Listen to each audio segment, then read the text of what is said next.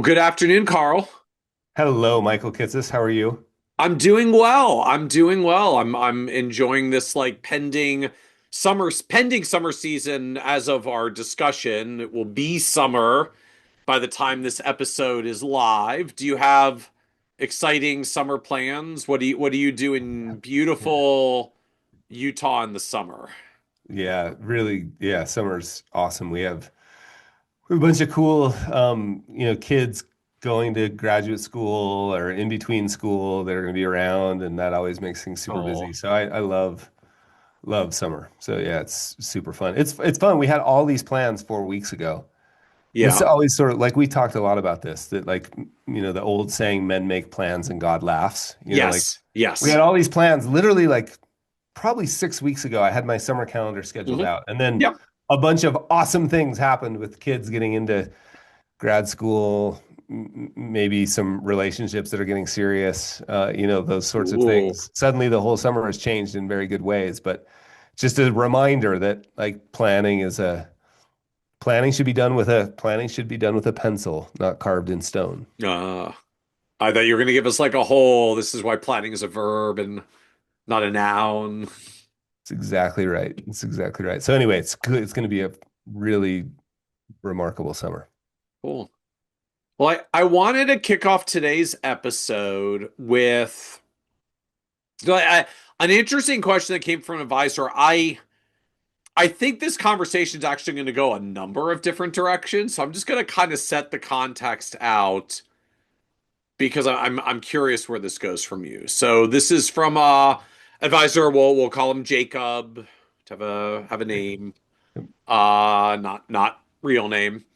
So Jacob reached out and said, I'm I'm I'm thinking a lot about the balance between proactive care and reactive care of clients between meetings. So we've got Right, right right. proactive touch points, right? Reach out to the client and do periodic check-ins and like maybe it's a call or an email.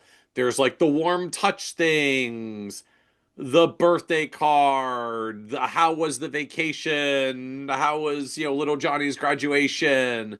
There's the meeting cadence. How often are we supposed to meet with them? How often do we really need to meet with them? And how often do we meet with them because apparently it's good service to meet with them more often.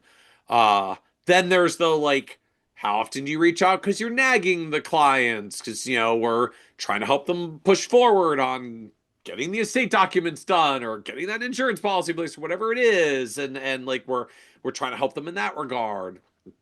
And I think as Jacob put it, like it's getting hard to figure out where the balance is or should be. Like should I be more proactive? Is it okay to be more reactive? That kind of sounds bad, but I have a lot of clients and they've always got things going on. So frankly, I kind of end up being pretty reactive anyways. So am I supposed to be more proactive? Does that mean I'm doing it wrong? Or is this just the business and how it's supposed to work? Right. So many good things. It's Yeah. So so how do you think interesting. about this? I've like well, one quick story.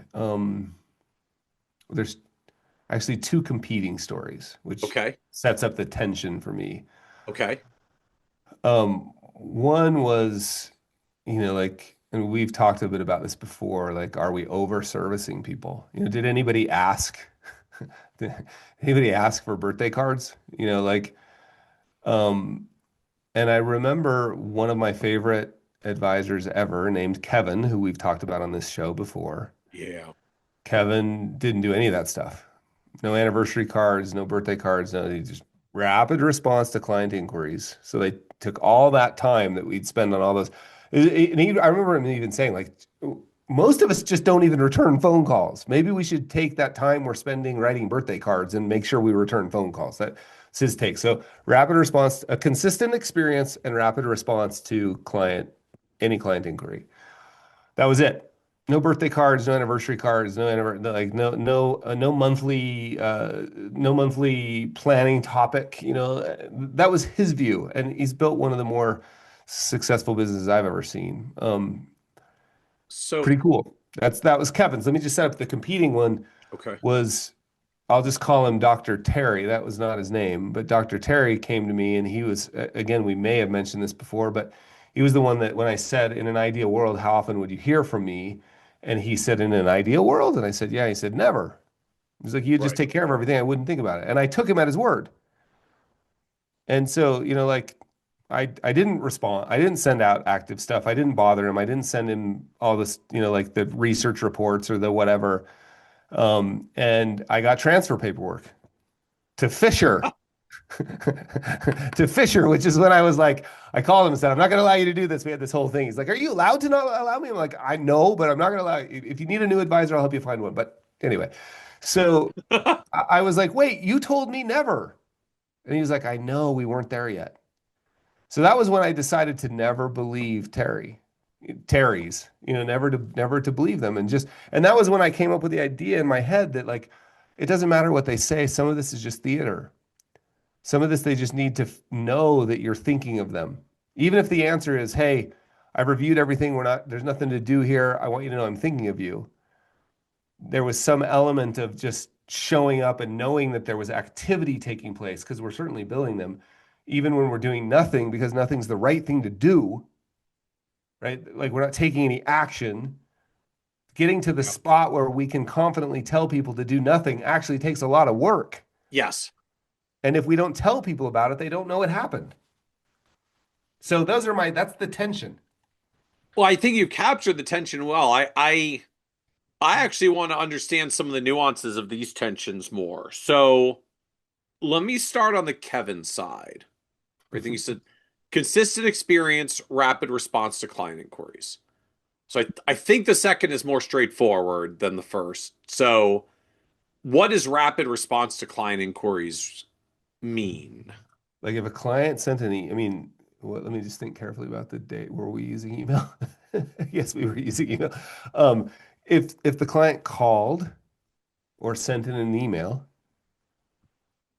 they were reactively, like they responded to that. They got a response quickly. And I don't know, I'm hesitant to put a number on that. Was like that same day? Was it the next day? Whatever it was, clients knew that when they reached out, they would get a response. And that sounds so basic, but it is. I mean, think, everybody listening, like try calling your, try calling if you have an insurance agent that handles your auto Yeah. or maybe even your dentist. Or your CPA for a lot of firms It's a these good idea. You're days. maybe an attorney that's done some trust work for you. Try calling and seeing how long it takes to get back. So it Well, turns and out, well, yeah, look, I mean, even in advisory firm context, right? Like, can we collectively own this for a moment, right? Like, client calls with the question or emails with the question out of the clear blue sky. Like, how fast are you really getting an answer back to them? And like, I don't mean your top clients because you do that fast.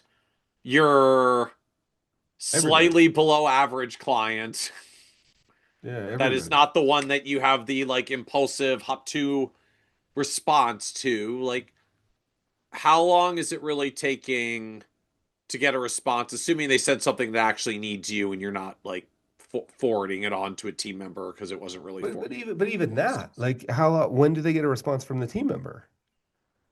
Like this is kind of the like nuts and bolts, boring blocking and tackling sort of stuff. It's not uber fun. It's not creative. It's not like writing a new Yeah. blog post. It's like just getting stuff done and keeping and what Kevin I think was the first person to introduce me to the concept of closed loops. Like he was just like I didn't ever want a client having an open loop. Like Okay. if they asked a question, they got an answer. If they knew that the investment process, our review process was consistent. If I said we were going to get a quarterly review to them, I got a quarterly review. Basically Dan Sullivan's like I did what I said. I said please and thank you. I finished what I started. I said please and thank you, and I showed up on time. His laws of referability, right?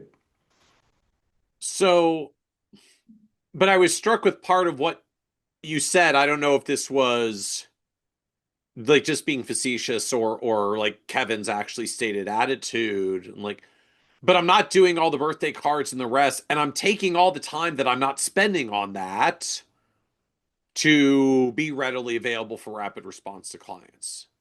So, I mean, Yeah.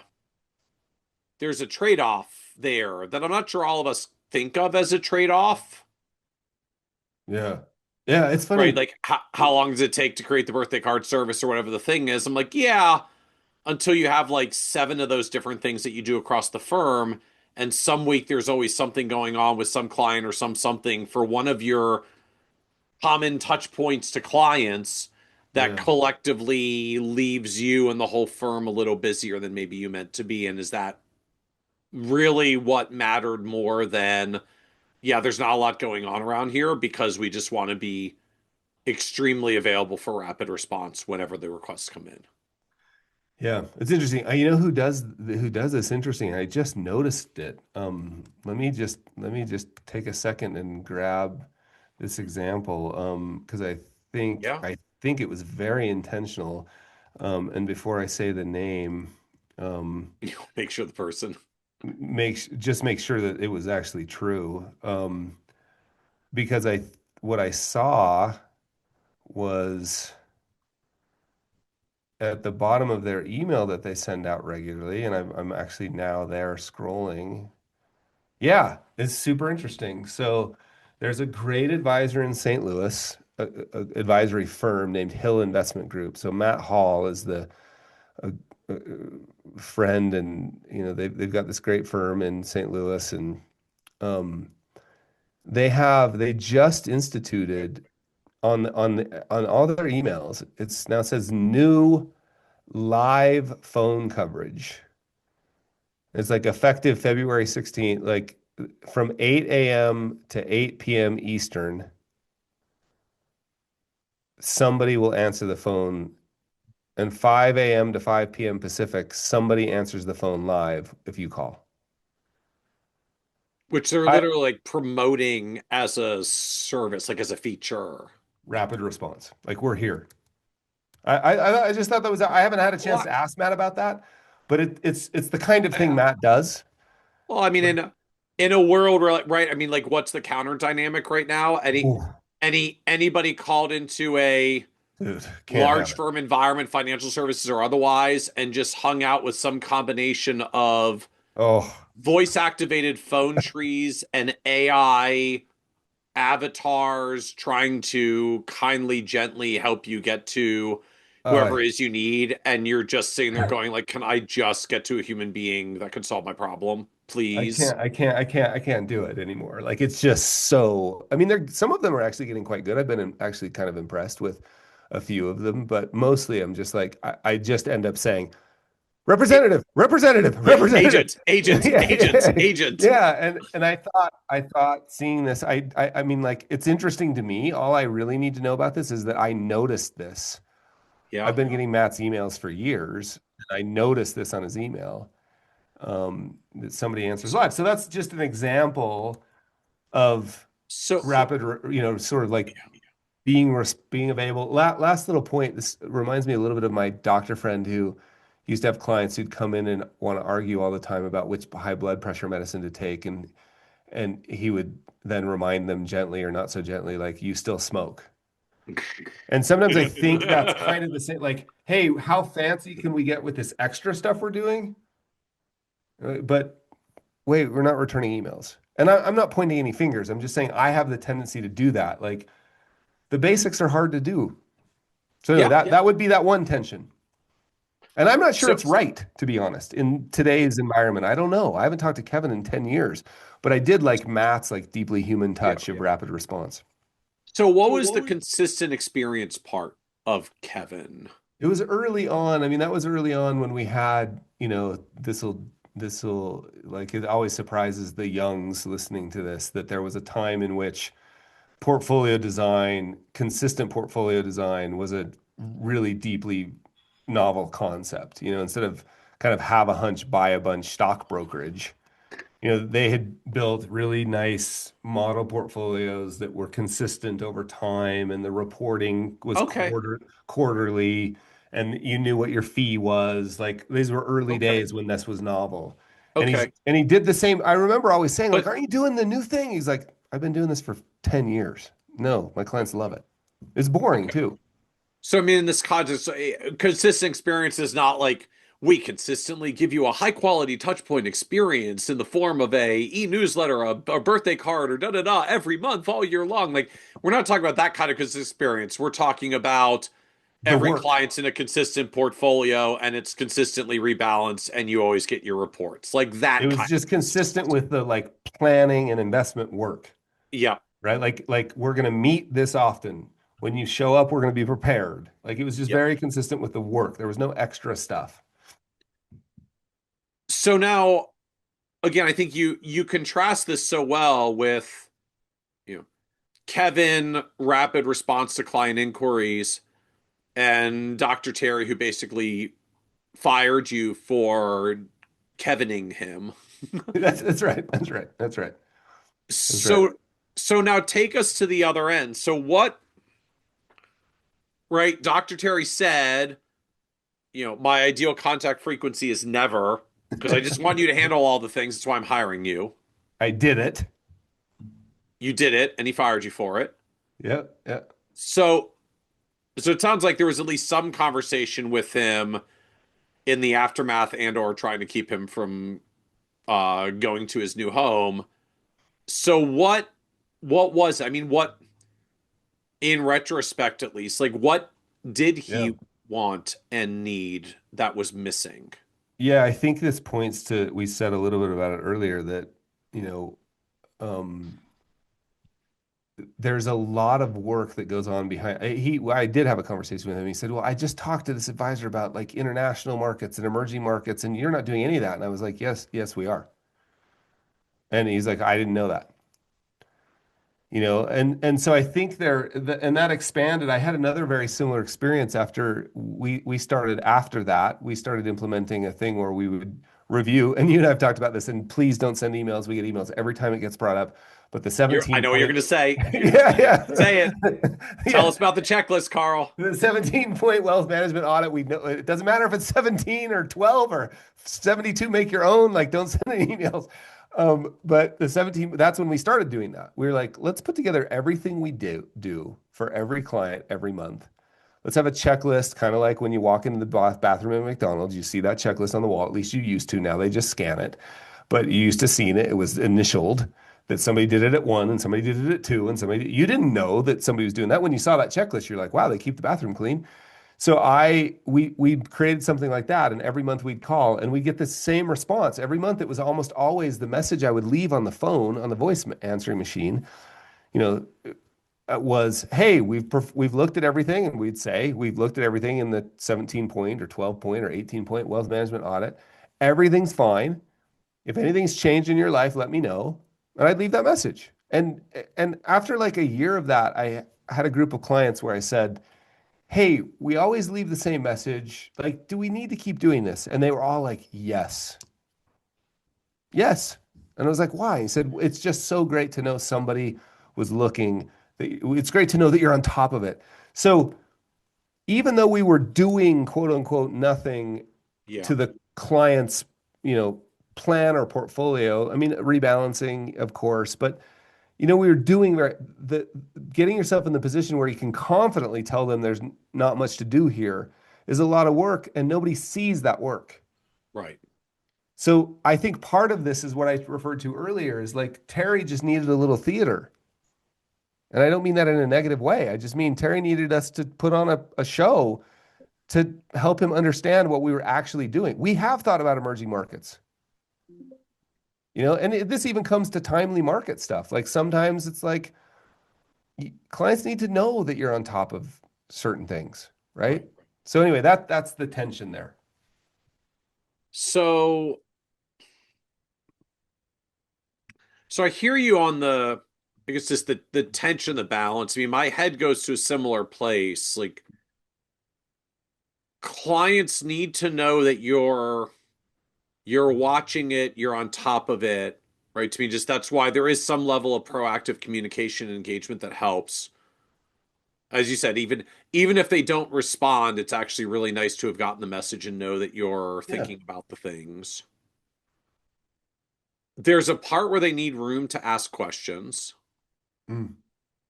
right? To Hmm. me, I think that's part of what the Dr. Terry gap ended up with. Like he didn't have a space to say, like, hey, by the way, like Carl, I just saw an advisor that does this stuff. Do you do international things? I heard that's a thing. So Oh, that we you could say, invested. Yeah, like, yeah, yeah. yes, yes, we do. Yes, yes. Turns out. Turns out we hold those too. Right. Uh and and then I do still feel like the responsiveness when they have a need Yeah. becomes a driver.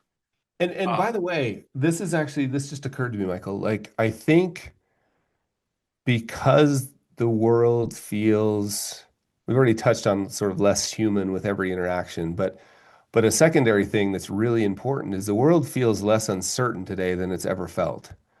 I actually think that's because it is less uncertain than it has been in the yeah. past, but that aside, it certainly feels that way. One thing that's becoming increasingly important is for us to create containers or experiences that are reliable, that are consistent, Mhm. because then people can feel a sense of relief and a sense of safety. That sense of relief and safety allow them to ask the types of questions they may not ask if they were felt like they were under threat because of the uncertainty.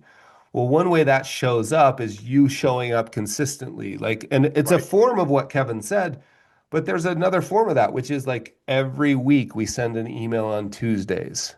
They know it's gonna like they'll Right. get the drift after a couple Tuesdays that like, oh, every Tuesday. Every month I get an email report. Every quarter I get a more depth one. Every year we meet. And those containers become really important Well, senses of anchoring, you know? And so, but if you're going to do it really consistently. well, it's interesting you frame it that way. This reminds me back to um, the productivity study we did, like on our platform a year or two ago, and we were looking at firms that had different versions of like, how many touch points do you have out to clients and what are they? And what we found was the lowest productivity firms were the ones that had a high volume of highly personalized touch points. They were actually the lowest. We do lots of really unique things for every client. Right. Low productivity, not just like, well, yeah, because they're doing a lot of things for their clients. Low revenue productivity, which essentially means they're doing things that their clients are not paying up for at the end of the day. Like they're doing things that just dragging down their capacity without increasing the revenue of the clients that they're serving. Smart. I mean, Whereas, sorry, thinking about that is smart. yeah, yes, not good outcome.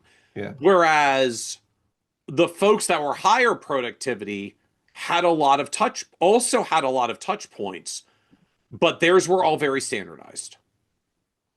The newsletter that goes out, the twice a year webinars, the once a year client educational event.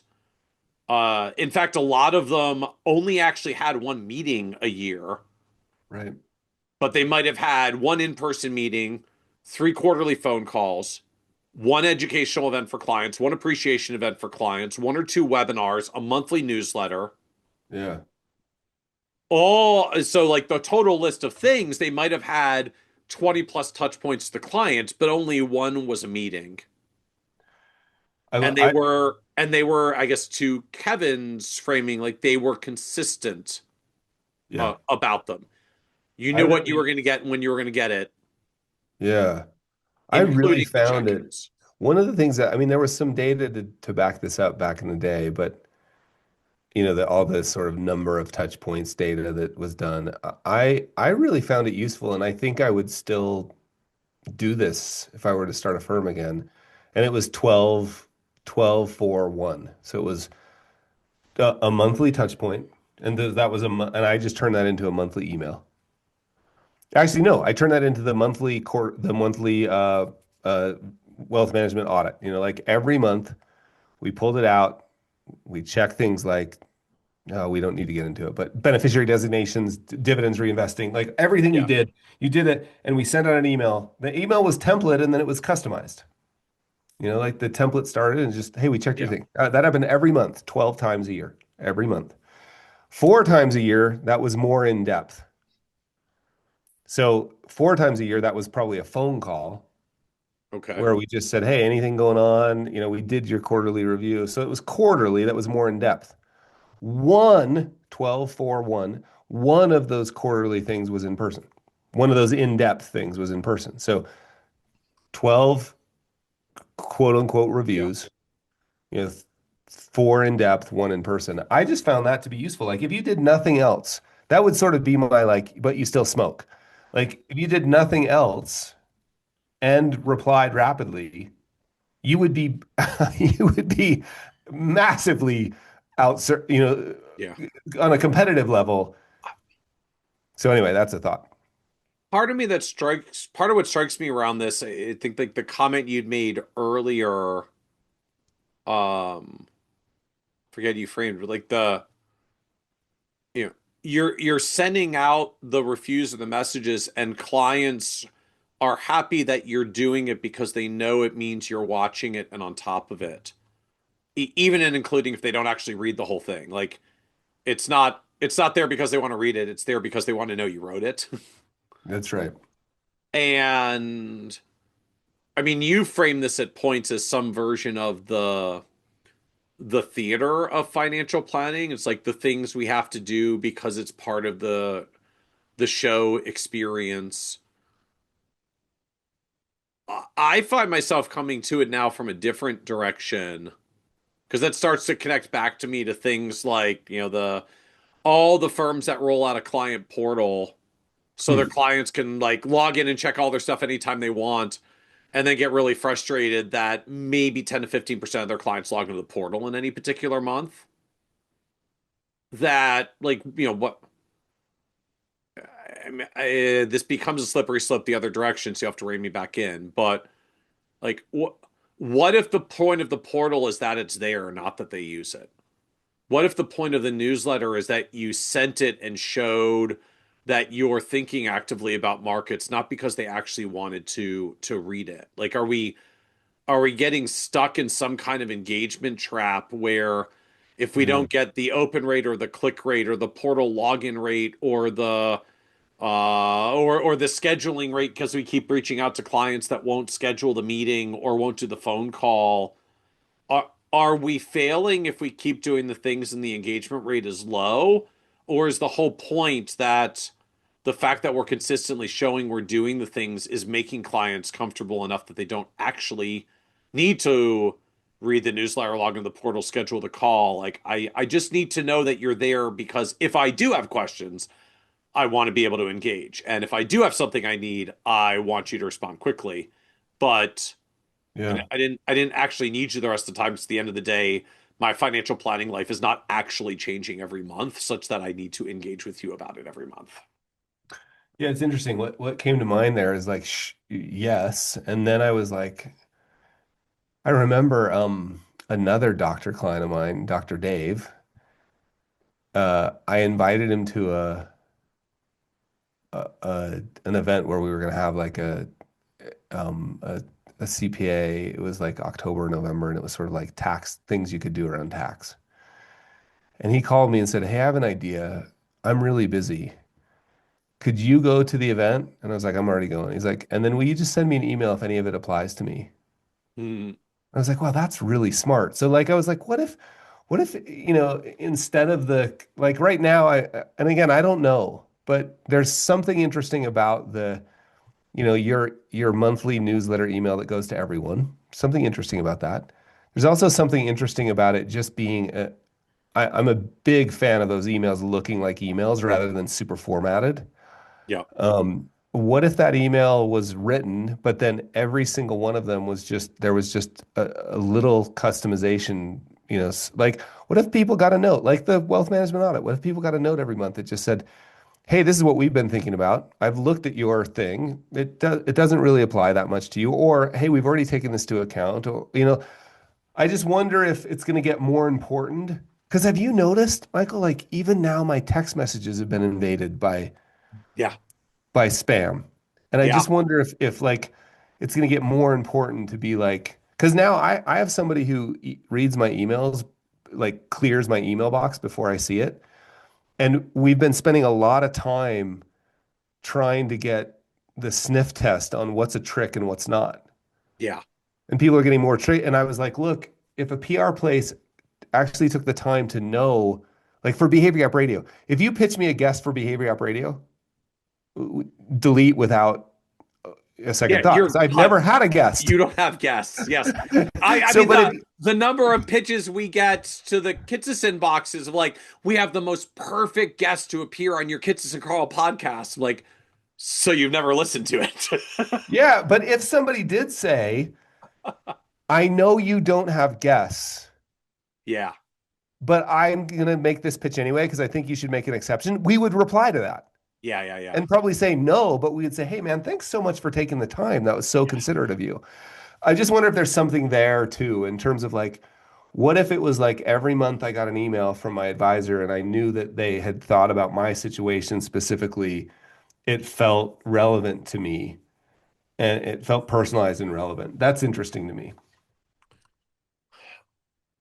I I mean, to me hearing this, it comes down to like a fairly thin set of Yeah, things we're solving for at the end of the day. Like, I feel like I'm basically trying to communicate three things. Like, I'm watching your stuff. Do you have anything you want to talk about? that's right.